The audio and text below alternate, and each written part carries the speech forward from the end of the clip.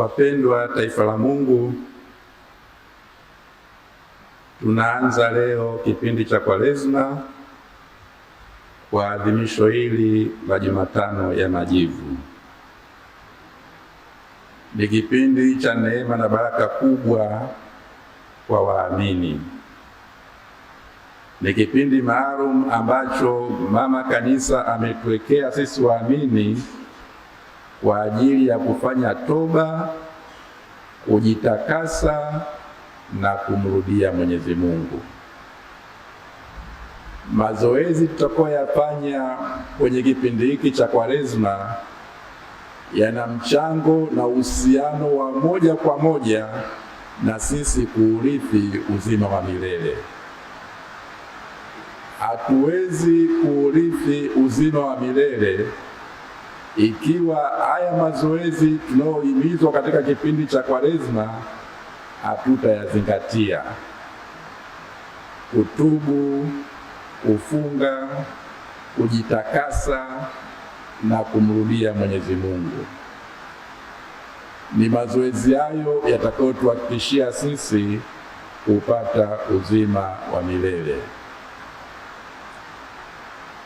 Baadaye tutabariki majivu na wote tutapakwa majivu hayo.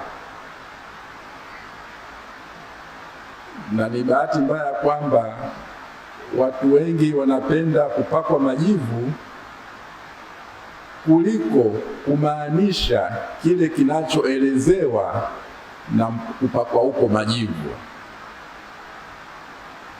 Wengine tunafurahia tu kwamba na mimi nimepaka majivu, lakini hicho tunachomaanisha kwa kupaka majivu unakizingatia? Tunapopakwa majivu tuzingatie vile vile na kile kinachomaanishwa kwa kupakwa hayo majivu. Majivu kikanisa yanatupa ujumbe wa aina mbili. Kwanza, tunapopakwa majivu kibiblia inamaanisha tunasikitika kwa dhambi zetu na tunaamua sasa kufanya toba. Ni ishara ya masikitiko. Kupakwa majivu ni ishara ya masikitiko ya dhambi na utayari wetu wa kufanya toba. Sijui tunapokuja sisi kupakwa majivu tunakuwa na moyo huo kwamba Mungu, ninasikitika kwa dhambi zangu na ninakuja kwako, ninataka kutubu. Lakini kile tunapaka hatusikitiki dhambi na wala hatuna mpango wa kutubu. Tunapopakwa majivu lazima tuwe na roho hiyo na utambuzi huo kwamba majivu haya ni kielezo cha nje cha kile ninachokikusudia moyoni mwangu, kwamba ninasikitika kwa dhambi zangu na ninakuja mbele yako Mwenyezi Mungu, ninakuja kutubu, naomba unisamehe. Ndicho tutakachofanya katika ibada hii. Na ndio maana baada atakapokuwa na kupaka majivu atakuwa anatuambia tubuni na kuiamini Injili. Kwa hiyo kutubu ni sehemu inayoendana na tendo wewe kupakwa majivu. Na ndio maana nilisema pale mwanzo tulipoanza misa siku ya Jumatano ya Majivu tuanze na kuungamia Mungu Mwenyezi, kwa sababu tendo zima la ibada hii tunatubu, tunaungama. Lakini vile vile kupakwa majivu kuna ujumbe wa pili. Sasa kuna mambo mawili yanayoashiriwa na tendo hili la kupakwa majivu. La kwanza ndio hilo kwamba tunasikitika kwa dhambi zetu na tunakuja mbele yako kutubu. Na la pili inasema vizuri vile vile wakati tunapopakwa majivu: binadamu, kumbuka wewe ni nani? Wewe ni uvumbi na mavumbini utarudi. Wewe ni mavumbi. na mavumbini utarudi. Maana yake unakumbushwa, mwanadamu, kumbuka huko hapa duniani unasafiri, ni mpita njia. Baada ya muda utarudi udongoni. Sasa unapoambiwa hilo, linakuletea uwajibikaji fulani hapo. Hiyo ni taarifa inayotaka uwajibikaji, kwamba unajulishwa, kukumbushwa kwamba ulitoka udongoni na utarudi udongoni. Kwa hiyo hapa duniani siyo nyumba yetu ya milele. Sisi hapa ni mahujaji tunaosafiri. Tunasafiri kwenda kwenye nyumba yetu ya milele mbinguni. Makao yetu ya milele ni mbinguni. Tunasafiri. Sasa unapokumbushwa kwamba utarudi mavumbini, unaalikwa hapo kuanza kutayarisha maisha yako ya umilele. Ni mwaliko wa kujiandaa kwa maisha ya umilele, na tusiitazame dunia hii kama ndio makao yetu ya milele, kama baadhi yenu mnavyopenda kusema kwamba nyumba zenu za milele ni kaburi, kwamba amekaa kwenye nyumba yake ya milele. Nyumba yetu ya milele ni mbinguni, sio kaburini. Si unajua hilo? Kwa hiyo tunakumbushwa kuna makao yetu ya milele. Tujiandae sasa. Wewe ni mavumbi na utarudi mavumbini.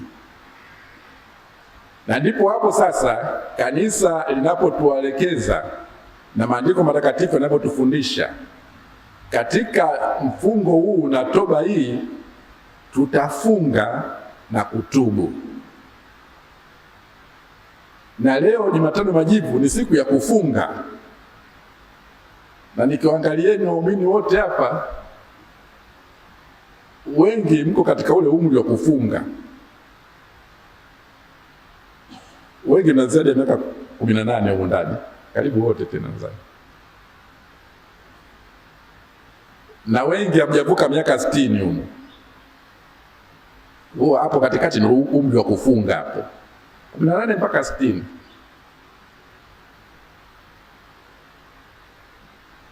Kufunga manake leo mnatakiwa mle mlo mmoja tu mkuu kamili. Mlo mmoja kamili. Ukiamua mlo mmoja wenyewe uwe ni asubuhi, basi mchana wewe karobo, usiku karobo. Au ukisema iwe ni usiku, basi asubuhi karobo, mchana pitiliza. Leo ni siku ya kula mlo mmoja tu ulio kamili. Kwa sisi wote wenye umri hapo miaka 18 mpaka 60. Kwa nini tufunge hicho kula chakula? Kula chakula sio jambo baya, lakini tunataka kupeleka ujumbe katika nafsi zetu. Je, sisi binadamu tumeumbwa mwili na roho. Kati ya mwili na roho, nani anatakiwa kuwa kiongozi wa huo umoja, huo muungano? Mwili au roho? Mmesema roho.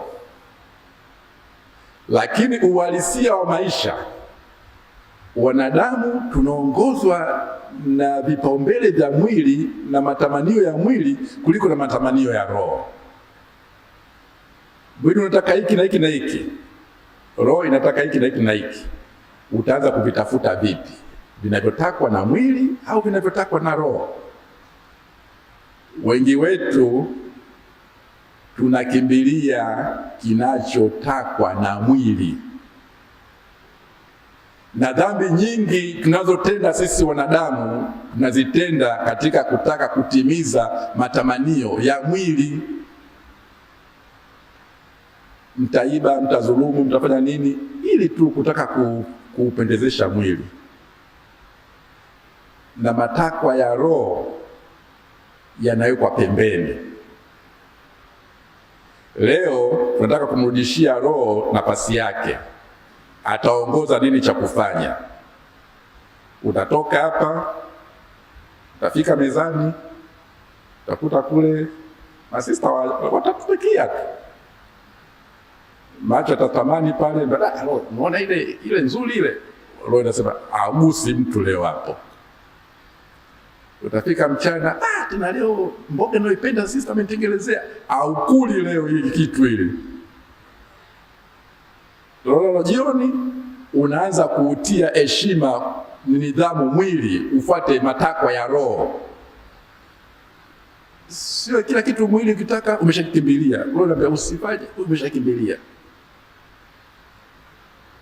Na ndio maana hata kulala wakati wa misa ni kumsikiliza mwili kuliko matakwa ya Roho. Roho inasema mimi nataka kwenda kusali.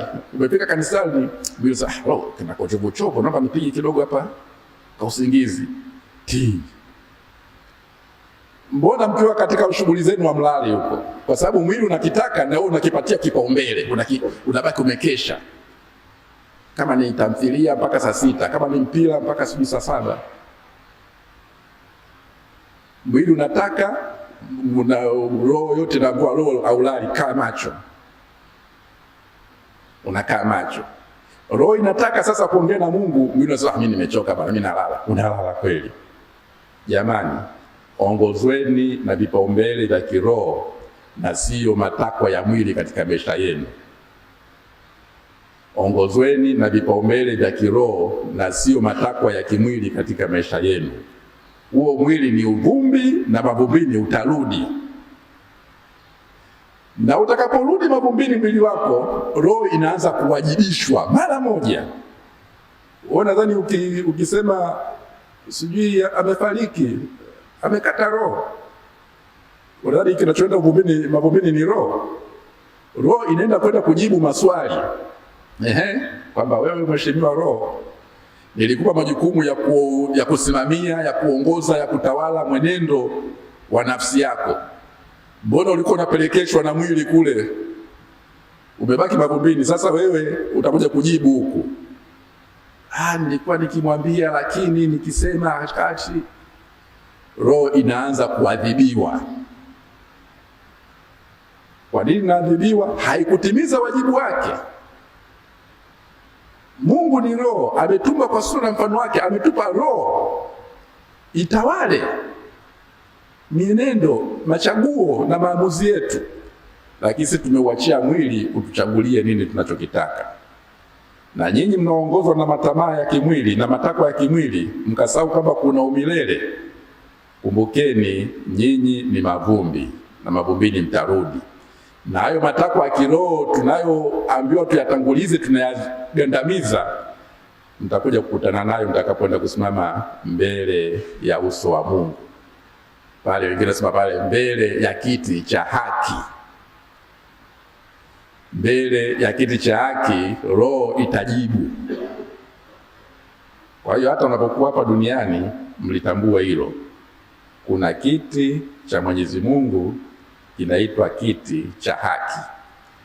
Anza kuambatana na haki ukiwa hapa duniani, ili utakwenda kukutana na haki yenyewe, mambo yasiwe mazito na magumu huko. Lakini vile vile tunapoambiwa tufunge, tuache chakula, tuutie nidhamu mwili,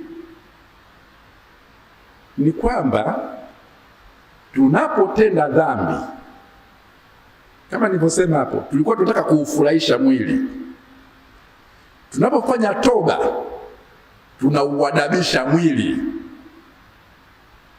Unapouadabisha mwili ni tendo la malipizi. Unafanya malipizi. Kufunga ni tendo la malipizi, la kufanya malipizi. Kwamba ninauadabisha mwili ambao uliniingiza katika dhambi. Sasa sio tu roho iende ikaadhibiwe huko mbele ya safari, na mwili na wenyewe inaanza kuutia adabu. Tutafunga, nitautia adabu. nitaulisha mara moja tu leo. Mwili unasema kimetokea nini? Naambia utaelewa, uwe na adabu, ili vipaumbele vya kiroho vishike nafasi yake. Kwa hiyo kufunga vile vile, kuacha chakula ni tendo la kuutia mwili adabu na kujijengea nafsi yako nidhamu sasa ya kuamua kinachompendeza Mungu kipewe nafasi ya kwanza kuliko kinachopendeza matakwa tu ya kimwili. Kwa hiyo tunapoanza mfungo huu wa Kwaresma tuyazingatie hayo. Lakini kuna jambo jingine, huu mfungo wa Kwaresma unatupeleka katika maadhimisho ya fumbo kuu la ukombozi wetu la mateso, kifo na ufufuko wa Bwana wetu Yesu Kristo. Kufunga, kujikatalia na kujitesa ni kushiriki kwetu katika mateso ya Kristo. Tunajua fumbo la ukombozi wetu lilikamilishwa na Kristo kwa mateso, kifo na ufufuko wake. Kwa hiyo tunapofunga tunaambatana na Kristo ambaye naye alifunga kwa siku 40 kabla ya kuanza kazi hii ya wokovu wetu. Na sisi tunasema na mimi ninafunga, kwa sababu najua kufunga ni silaha muhimu katika mapambano ya kiroho, katika kushiriki na kupatikana kwa wokovu wa mwanadamu. Kwa hiyo kama Kristo alifunga katika moja ya mambo aliyofanya kuja kumkomboa mwanadamu, ujue kufunga ni lina umuhimu mkubwa katika wokovu wa mwanadamu, katika wokovu wa roho yako. Kwa hiyo funga ili ushirikiane na Kristo aliyefunga kwa ajili ya wokovu wetu. Na wewe utakapofunga, unakuwa unachangia wokovu wa roho yako na za wenzako. Na Injili inatuwekea yale mambo muhimu matatu ambayo tunatakiwa tuyazingatie kwenye kipindi hiki cha Kwaresma: kusali, kufunga na kuwasaidia wahitaji. Kusali, kufunga na kuwasaidia wahitaji. Ongezeni vipindi vya sala katika familia, katika jumuiya, mtu binafsi, katika vigango na parokia. Ongezeni bidii ya sala, unamrudia Mwenyezi Mungu. Kufunga kama nilivyosema, fungeni kama tendo la kufanya malipizi na la kuomba msamaha kwa dhambi ambazo mwili ulikuingiza dhambini na kuiharibu roho yako. Fungeni na muwasaidie wahitaji. Wahitaji wengine wanaweza kuwa ni ndugu mnaoishi nao nyumbani, wanaweza kuwa maskini. Mhitaji ni mtu yote ambaye unaona ametindikiwa, ana upungufu wa jambo fulani, na wewe unaweza ukajazilizia hapo, mrudisha katika hali iliyokuwa nzuri. Wasaidieni wahitaji. Habari njema tu ni kwamba kwenye kipindi hiki cha Kwaresma, kipindi hiki cha toba, Mungu ameamua kufungua kwa namna ya ajabu huruma yake kwa watu wanaotubu. Niwahakikisheni waamini, kipindi cha Kwaresma mbingu iko wazi, inashusha huruma na msamaha kwa wote wanaotubu. Tusipopata huruma na msamaha ni kwa sababu tumekataa kutubu, si kwamba Mungu alitubania. Nabii Yoeli anaposema, lakini hata sasa asema Bwana, nirudieni mimi. Unajua inaonekana ni maneno ya kawaida ile, lakini hata sasa ile ni maneno mazito hayo, lakini hata sasa. Manake haijalishi hata ilikuwaje, ndio inamaanisha hilo, kwamba umetenda dhambi nzito, kubwa, nyingi, za kutisha. Mungu anakuambia haijalishi, hata pamoja na hayo nirudieni. nimeua, nimetoa mimba, nimeroga, mchawi mimi, nimefanya hivi. Pamoja na hayo yote nirudieni mimi, lakini hata sasa nirudieni mimi. Pamoja na hayo yote, yaani usije kusema kwamba nimetenda dhambi Mungu hawezi kunisamehe.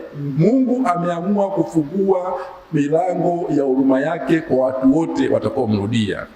Nenda na dhambi zako nzito na nyepesi, nenda na kila takataka ambayo unadhani uliitenda, mpaka ukimtazama Mungu unamuogopa. Mungu anakwambia pamoja na hayo yote, hata sasa nirudie tu, nirudie. Mbingu huruma ya Mungu imefunguka, imewadondokea wanadamu. Kwani maandiko matakatifu yenyewe yanatuambia, kwa maana Mungu ndiye mwenye neema, amejaa huruma, si mwepesi wa hasira, ni mwingi wa rehema, naye hugairi mabaya. Amejaa neema, si mwepesi wa hasira, ni mwingi wa huruma, naye hugairi mabaya.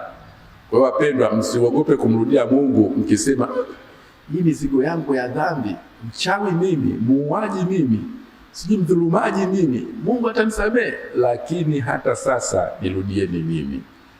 Mungu atujalie neema kwenye kipindi hiki cha Kwaresma, kweli tuweze kumrudia kwa mioyo yetu yote, kwa kufunga, kwa kulia, kwa kuomboleza kwa ajili ya madhambi tuliyoyatenda, na hivyo kutengeneza upya urafiki wetu na Mungu pamoja na jirani zetu. Tuweze kumrudia Mungu na kutengeneza upya familia ya mwanadamu iendane na mpango na mapenzi ya Mwenyezi Mungu. Tumsifu Yesu Kristo.